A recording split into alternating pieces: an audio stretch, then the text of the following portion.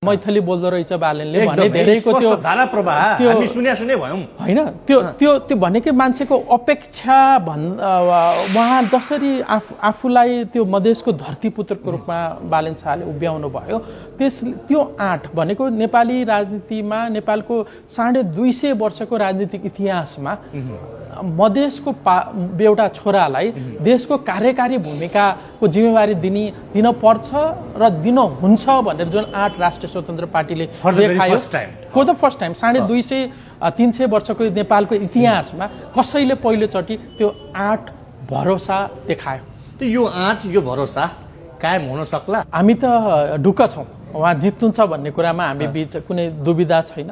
जुन ढङ्गको उपस्थिति आज नै देख्नुभयो उम्मेदवारी मनोनयनको समयमा जस्तो उपस्थिति देखियो त्यसले मलाई लाग्छ आज नै बालन शाहले त्यहाँबाट चुनाव जित्नुभयो जस्तो मलाई लाग्छ।